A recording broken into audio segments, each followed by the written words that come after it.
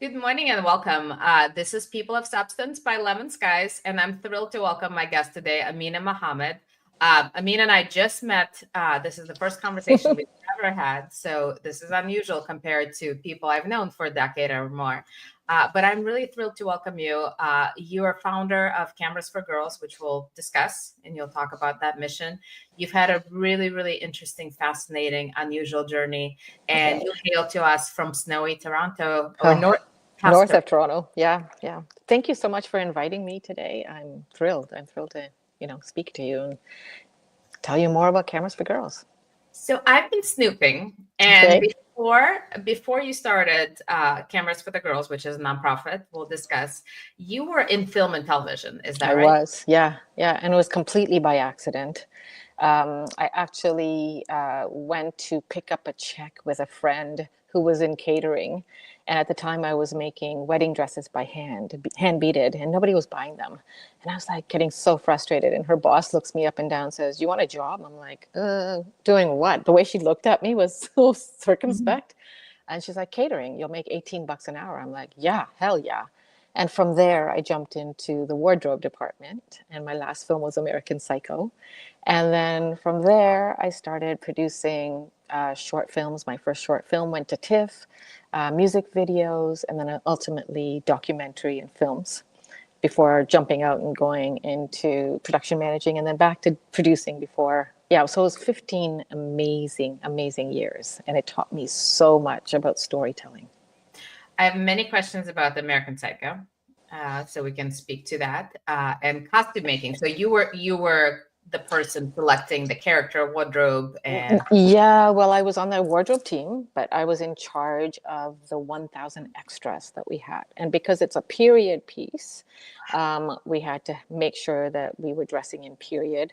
And period piece means that it's of the time that the story is written in, which would be back into the 80s and 70s, 80s. And it was 1,000 extras. So it was a lot of heavy lifting. Every day was running around like crazy trying to make sure this extra was there and dressed. And oh yeah, it was a lot. But it taught me, how to work as a team because working in film and television, you become a family. yeah. That is, you're there 18 to 21 hours a day, and you see them more than you see your own family. Sometimes a film can, a series will go 10 months, a film can go 5 to 6 weeks, Mhm. and you become like a family. So it was a big, big, big cast, big, supporting crew. And yeah, it was fantastic. That's really interesting. So what made you decide to take the leap into nonprofit space?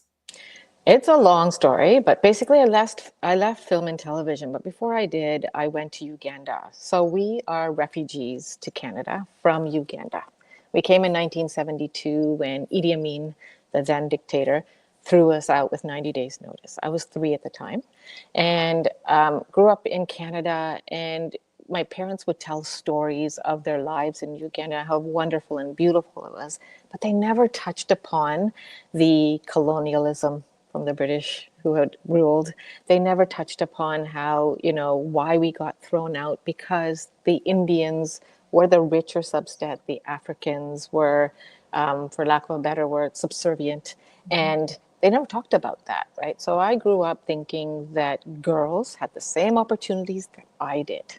And so during my film time, I won a Hot Docs Fellowship to go and tell any story I wanted anywhere. And I chose to go back to Uganda to tell the story of the returning Asians who were coming back to claim their properties. On the one hand, I wanted to show what it took to come back. On the Mhm. other hand, I wanted to talk about that um, hierarchical structure, Indians, Africans at the bottom, and whoever was in the middle. And I was meeting young women as young as 14, 15, or they were in their 20s or 30s, and telling me stories about how, as a girl, they were either denied an education just because they were born a girl. They had dreams and goals, but they were not allowed because culture said, no, you belong in, the kitchen or with children. Or they were telling me how they were married at 14 by the time they were in their mid 20s because they were uneducated. Now they had 5 to 6 children who were also not educated, in the cycle of poverty. Right. And I so, poverty was one thing that kicked me in the gut. I was not expecting. But when I met these young women and I heard their stories, it, it hurt. It viscerally hurt. I just didn't know how to make a difference at the time. So I left film and television soon after, and I went into the financial industry. I flitted around for a bit, and then I finally became a mortgage agent. I did that for 5 years. I was working, making great money, but something inside was really missing. Yeah. And at the time, I was also a photographer, but because I was so busy with mortgages, I put my camera away. And then one day, a family member calls me and says, "Hey, can you take our family portrait?" And I'm like, "Yeah, I don't do that anymore." And she goes, "Please, please." And I said, "Okay." And as soon as I picked up that camera, I came back to life again. And I started to think about, how can I pay this forward to another girl in Africa? So I started to sit down, and at the time I was also writing my mortgage broker exam. And I remember I was sitting in the exam, I was looking at the clock, I was looking at the paper, and I was asking myself, what am I doing here? This is not where I belong. I put my pen down and I walked out. My boss said, "Where are you going?" And I said, "I quit." He's like, "What?" And I walked out and I never turned back. And that night, I literally came up with the idea for Cameras for Girls. I woke my husband up at 3 o'clock in the morning. And I said, "Thomas, I know what I'm going to do for the rest of my life. I'm going back to Uganda to teach photography."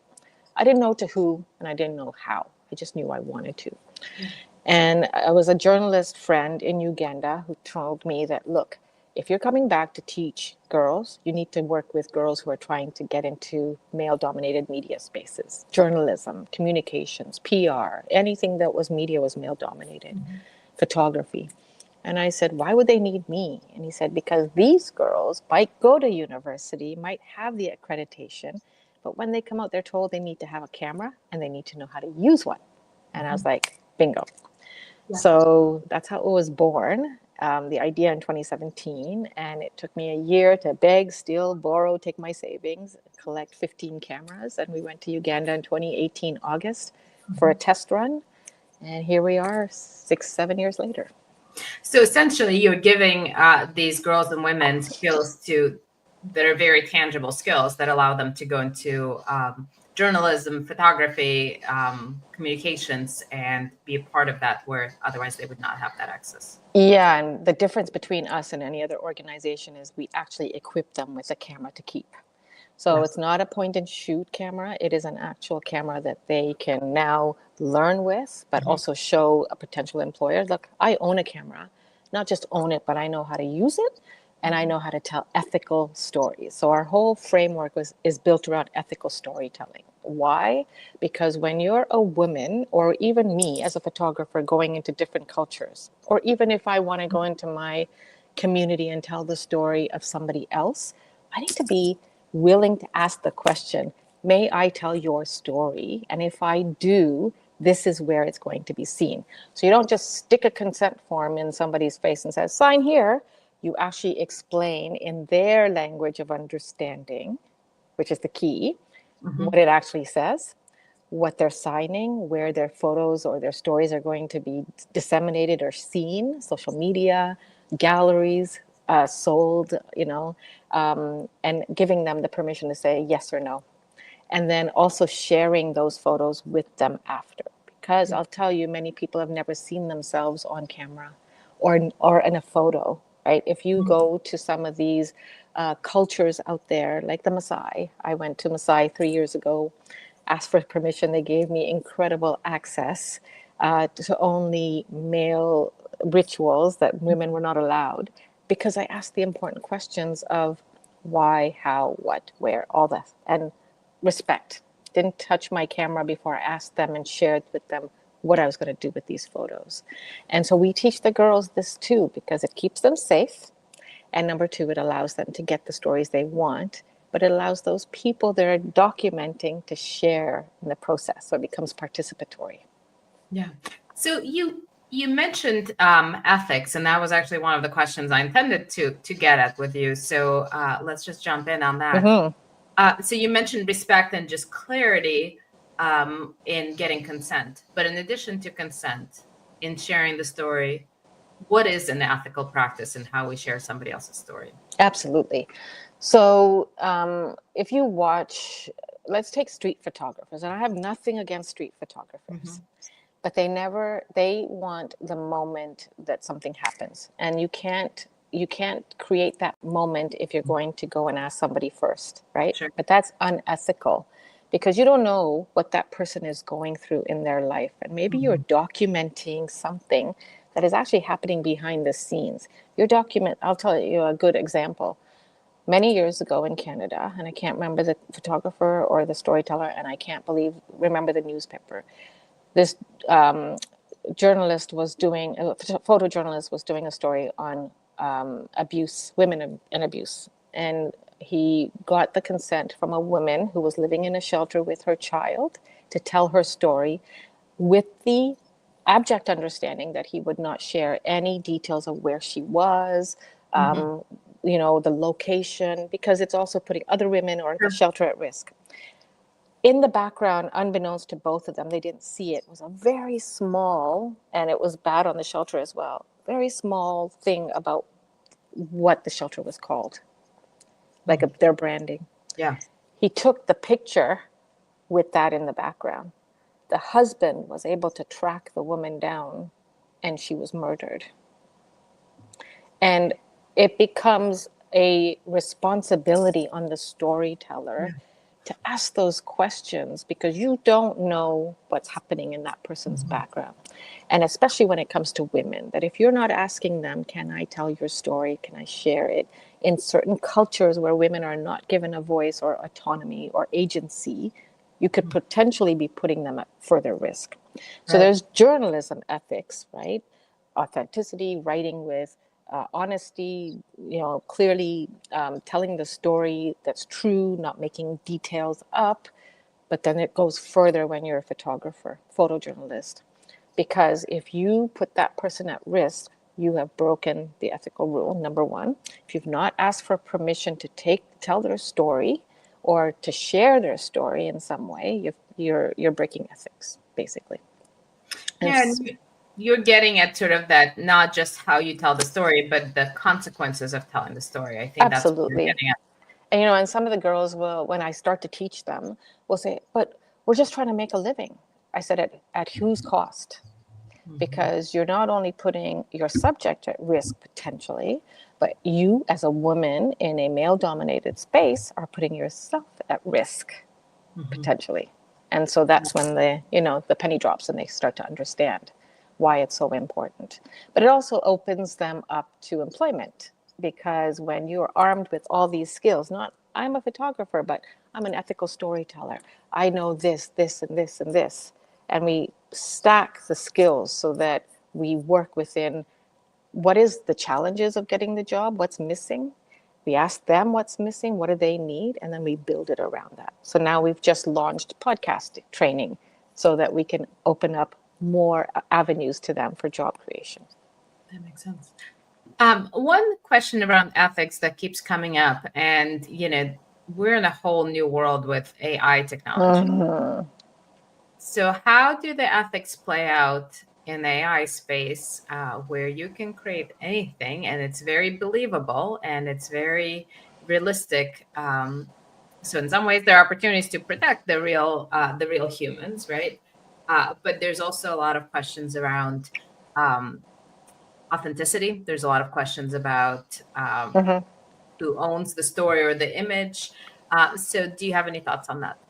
Ooh, that's a tight one, or a tough one. I personally don't use, I use AI for graphics, but I won't use it for photography, because I can tell the difference when it's an AI generated and when it's not. And I do honor those photographers out there on Instagram who say, hey, this is AI generated. This wasn't mine. But there are some who are getting into the game and saying, oh, no, I created this. Well, no, you didn't. You can see the difference because it's too crisp. It's too clean, right? There's no digital noise in it at all. And regardless of what tool, like Photoshop and Light, you can't take 100% grain off of a photo. So there's a difference. But I believe that if it is AI generated for entertainment, perspective. Like maybe you're a bird photographer and you just don't have the camera to reach out 300 millimeters or 600 millimeters to get that bird, and you want to create something, but you're educating people with it, then it's fine. But if you're creating imagery that is further damaging or marginalizing a sector, and you're using it for gain, then I have a challenge with it.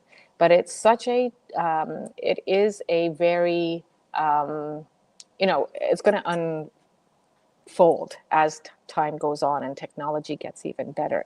What we say to our girls is, please do not be using AI generated images to tell your stories, because only takes one person to recognize that you did this and you've lost your job forever. Be authentic. Be authentic. Keep learning practicing your craft. Get better and learn how to read light, because that's something that AI can't do. Interesting. Usually it's the extra digits on your hands that give it away when it's AI generated. Well, let me shift a little bit and come back. You talked about leaving Uganda as a young child and then returning as an adult. And one of the questions that I have and find relatable, what is it like to go to a place that is intended to be your home, but also is completely unfamiliar? Yeah. The first time I landed in Uganda, I was afraid to tell people that we had left under Idi Amin, because there's 54 different tribes, and some of the biggest tribes were Idi Amin supporters, but many were not. And I have to say this, that we did not lose one person by death at Idi Amin's hands, but over 400,000 Ugandan Africans were murdered. And yet they did not call it a genocide. That's for another story. But just to say that we were fortunate. It was a fortunate circumstance because we had better lives outside of Uganda. But I will say that every time I go back, it's my home. And when people say, "What's your future?" I'm like, I'm going back to Uganda one day. Like I go and I kiss the ground because I'm just so happy to be back. And it's kind of ironic because my sister was born there, my parents were born there, but I was born in the UK and then lived there only until I was 3. We came when I was 9 months back. But for me, it feels like home. But I'll meet people and I'll say, they'll first look at you and they'll say Mzungu, which means foreigner. And I'll say, well, yes, but I'm the Ugandan Mzungu. And they'll say, what? And I said, well, I'm from Uganda. And they'll warm up. Because the challenge is that there are many NGOs who populate the area of Uganda, mostly in Kampala. And I'm not saying this broadly, but there are more than a few who will say, well, you want our support, you need to be this, this, this, this, and this. You need to adopt this religion, or you have to dress or be this. My stance is, I'm a visitor. I'm a guest in your country, in this country. I am there to do as much good as I can, but I will never tell them what they have to be or do to get my support, except for they have to work for the camera. They just don't get to keep it. If they're not working for it, then turn it in for another girl to use it. But otherwise, I'm always asking questions. What is it that you need to succeed in your life that I can then devise or build out or create in my capacity? Because that's why I'm there. It's not for my benefit, it's for their benefit. And so it has to be a two-way street. And I think that if we look at nonprofits as a whole, if they did that, we'd see more impact over just, dollars. Because we're very small. We do a lot with nothing. And I think it's possible, but the how matters more sometimes than the what. So you're a few years, you said in 2017 or 2018? 2018, yeah, we launched officially in 2018. Yeah. So you're not quite a decade in. Have you heard of any kind of post-program stories from any of the women that you worked with? Absolutely. So I am proud to say that we have, so out of the cameras that we've given and the year-long program, to date, 64 in Uganda, 25 in Tanzania, 10 in South Africa. Our vision is to expand our impact to 30,000 women in 7 African countries by 2030. But aside from our year-long program, we also built an online learning hub so that we get women who come from anywhere across Africa. All they need is their own camera and their phone. They learn exactly what our regular girls learn. But yes, this week we also brought on 30 women from Jordan, because online I can impact any woman anywhere. So over 80% of our girls have work, paid work in male-dominated media spaces, but we're going further. So I'll get back to your question, but we're going further by building a job creation program, because they might have work, but is it fair pay? And is it good, is it good, fair places to work? Is it safe places to work away from sexual harassment? Not always. So if I can take the control back in us and we fund them to be working with partners, it's a win-win. So I have a lot of girls who come back and say, because of you, because of what I learned, because of what I did through Cameras for Girls, I'm now employed. I'm in communications. I'm in journalism. I'm a photojournalist. We've got a lot of girls who are working in sports, which is very male spaces. I have 5 girls who we've just finished our Train the Trainer program in December. We took 5 former students. They're becoming trainers. I leave in 25 days to go and do 4 workshops for 60 new students.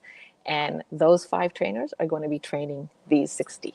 So it becomes sustainable impact of African women teaching African women. I have a story to share of Catherine. So Catherine took our training just after COVID, and she basically disappeared after that. She got a job, super busy. I keep in touch as much as I can. Once a Cameras for Girls student, you're always a Cameras for Girls student, right? And so she came back maybe 3 months ago and said, Amina, I know I haven't been in touch, but I wanted to let you know that because of the camera you gave me, I was able to leverage and borrow or get 5 more cameras. I went back to my small village. I taught other girls photography based on what you taught me in the curriculum, and now I'm getting them work as well. So it's that ripple effect. There's Joyce, who's becoming a trainer, is a trainer now. And she her love was getting into soccer or football. And she wanted to be a soccer, like a sports photographer. And every time she'd go, a man would say, what are you doing here? This is not your space. And she'd put her headphones on and ignore them, because that's what I taught her. And at the beginning, I said to her, what are you getting paid? And she told me, and I said, let's do the math. So I broke it down for her. How much time are you on the pitch? How much time are you editing? What's your travel costs? What's your meal costs? And I said, at the end of the day, you're paying them to do the job. So I said, this is what you're going to go back to. And if you don't get that pay or higher, you're not doing the job, because they're taking advantage of you. So she did it, and she got it. And now she's getting hired by soccer clubs everywhere. She's a photographer for a minister. We have Patience, who she was basically the impetus for our mentoring program, which is a 6-month-long program. So during COVID, she kept on going into the office every day to her online newspaper. They weren't paying her, but they were paying the men. So when I went back to do our training after COVID was over, that was 2022, I said, so how's the job? And she said, well, I'm not getting paid. And I said, what do you mean you're not getting paid? How long? And she said, well, it's been about 6 to 8 months. And I said, and you still keep on going? And she said, yeah. I said, tomorrow, you're not going to the office. You're going to grab your computer. You're going to finish that LinkedIn profile that we started to build together. You're going to get on. You're going to tell people what you do. I'm going to get you a mentor. 6 months after we finished that mentorship, she won Travel Writer of the Year in Uganda, and now has her own consultant company teaching others how to travel right. She works for brands traveling all over East Africa on their dime, writing, and then she's mentoring some of our students to give back. So there's so many successes. I love that ripple effect that Yes. doesn't just stop with the person that you've touched, but they go on to change. Yep.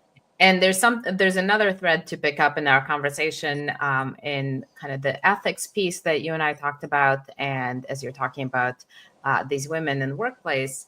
And I've had that conversation with people where the safety piece is not something that's on radar of a lot of our male colleagues, right? So Nope. it really isn't. Absolutely not. Nope. And even living in the safe suburbs, tucked away here, I've had that conversation with others. Yep. We don't run alone on the trail. Nope. And so we always tell the girls, if you're going out, especially when you're doing your practical session, because every 2 weeks they're supposed to turn in photos to show me that they're learning, and monthly assignments. Pick a buddy and go together. Don't go out at night. Don't go out like in areas that you don't know or have never been before. If you see only males, turn away. But we've also gone further and offered mental health support. So while it's not in our mandate, like you have a mandate in what you offer, I've gone out and found partners that can offer mental health support and training to these girls, because suicide ideation is a reality. Mental health is a reality. We're not the only ones who suffer in North America or Europe. It is a reality. So we can't work in silos and ignore that. We've been able to really support some of these girls who really needed it. And that's one of the things I'm most proud of, is that we don't ignore it. We tackle it, even if it's not direct, but we can go indirect. And so, Amina, it's been so wonderful to have you on. It's a wonderful conversation. I look forward to continuing that conversation, and I will be looking for, in 25 days, not that you're counting, I will be looking for photos on the ground as you're visiting. Absolutely. You'll see them. Follow us on Cameras for Girls for sure. Thank you so much for this opportunity, Olga. Thank you for being here.